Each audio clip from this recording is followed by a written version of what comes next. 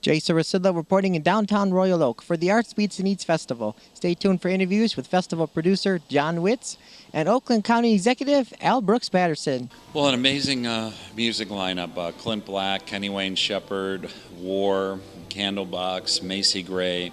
Just a really broad lineup of national and local music artists. 200 bands, 9 stages, more than we've ever had. A fabulous art fair that was created by 400 art applications that were juried to 135 of the top artists in the country, 56 restaurants, 3 different family areas, and just an array of entertainment that will take over most of downtown Royal Oak. Now, where will the actual entertainment stages be located here? Throughout the side streets. The main streets, it's the main stage, Michigan Lottery stage, is at 6th, 7th, and Main. Also, we have the stages at 6th Street, 5th Street, 4th Street, north on Washington, and the Jimmy's Restaurant parking lot, and the Walker Crawford Paint parking lot, the Oakland Community College parking lot, and Royal Oak Music Theater with the main Detroit stage, Stagecrafters Theater. They're all over town. As far as the artist booths, where will those be located? They'll be on Washington between Lincoln and 7th, and on 7th between Lafayette and Washington, so they're in a nice L shape. Okay. Since we're talking about that, now what about the food? Where would they be located? Food's mostly on Washington. It's all up and down Washington Street and some on 5th Street. So the food and restaurants will be spread out, and then we're also encouraging people to dine in Royal Oak restaurants on Main Street and throughout the downtown as well. You mentioned that on Sunday you'll be talking about the parking. Can you give me a little preview today? Sure.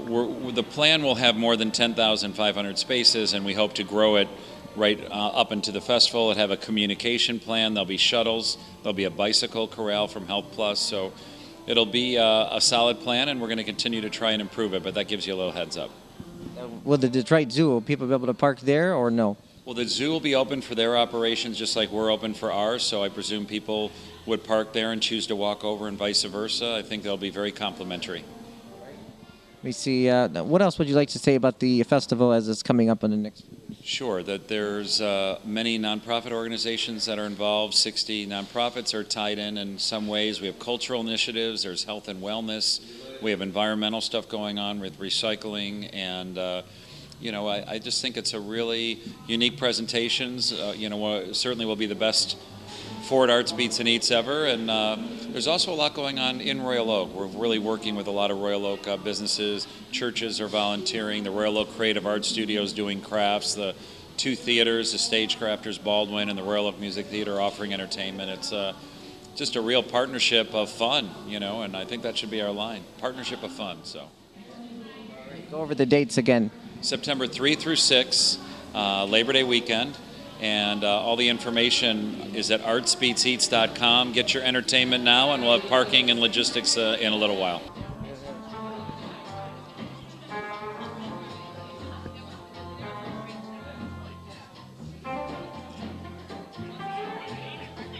Well, we think it's going to be a record-bursting event. More people, more events, more restaurants. We have 9 stages instead of 5. Everything is expanding down here, and it'll be, if the weather's good, we're going to set some record attendance as well. So we invite people to come down and enjoy the excitement over the Labor Day weekend. Okay. Now, the entertainment lineup was just announced today. Can you go over some of the headliners? Yeah, you know what? We got, as I said a moment ago, 9 different stages. We're going to have something. Everybody's going to find some music that they enjoy, and it's all free. So with that many stages, and we purposely try to select music from every kind of sector and genre that you can think of, so that the audience will find something of their liking and then sit in and enjoy the day. Now, in Pontiac, the main stage was on top of the parking deck. Where will it be here? They've actually singled out a main stage. They're going to have to build one because Pontiac had theirs. It's in I believe it's on 4th Street. I'm not sure of the exact location, but it's a converted parking lot, which we actually have a stage built there, and it'll be outdoors, and it'll have the same kind of, I think, ambiance as the one in Pontiac. What's the economic impact for the county? Well, the county, not so much for us as the people, the merchants who are in the community here. If the crowd is as good as we think it's going to be, we're estimating at least a $10 million bump in the economy, mostly in the South Oakland County area, but certainly in the Royal Oak area, where the stores and the restaurants will be, I'm sure, accommodating a lot of the public. Now, you said parking would be an issue. Could you give me a little preview of what will be announced Sunday? Yeah, we have worked, and John and his team has worked very, very hard. We've already assembled 10,500 parking spaces, but what he's going to be announcing, I think, on Sunday is the way to get into town without driving a car. There's going to be routes set up for buses coming, rotating on a 15-minute cycle, so you can park off campus. You can, for instance, I think the racetrack in Hazel Park will be one of the launching sites. So you park your car there, ride the bus in. I recommend that because it's going to be a lot easier to get in and out of town and public transportation. Any other comments on the festival this year? I'll see you down here on Labor Day.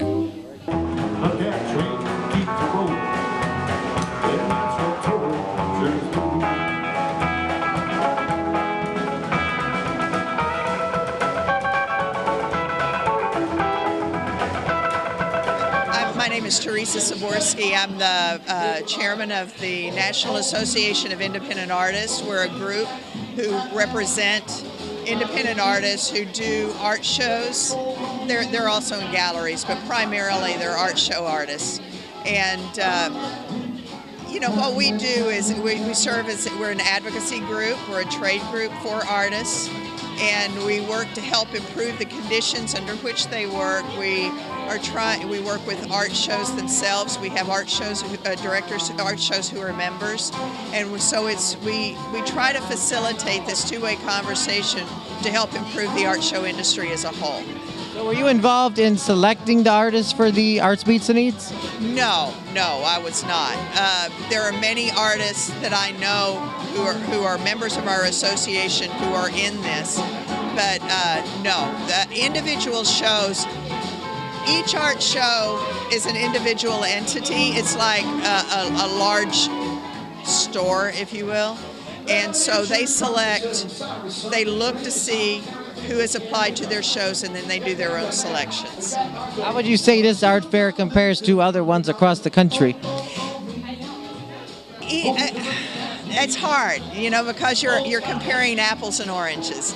Each show in each city has its own flavor, its own footprint, its own distinct style, and that's what makes the art show industry so exciting to artists, because we can pick and choose the different places that, well, to a degree, we have to be chosen as well, and so we talk with each other and on our forums and things like that, and so just say, this place is fun. It's a lot of fun. The food is great. The music is great. You're going to hear some wonderful, you can have a party while you're working at the same time. So, yeah. Now, Arts Beats and Eats are going to have every type of art, from ceramics to wood to paintings. Yes. Yes. It has. I can't count the categories, but I mean, leather, metal, mixed media, glass, wood, just leather, fiber, just all kinds of media to select from. There'll be artists from the U.S., but also from Canada or some other countries too? Yes, both. And all over the country, not just from the Michigan area. You have people from all over the United States as well as Canada. Any other comments about Arts Beats and Eats? It sounds like it's going to be a fantastic show, a lot of fun, and I would really encourage everybody to come down, listen to the music, eat the wonderful food, and the art is going to be incredible.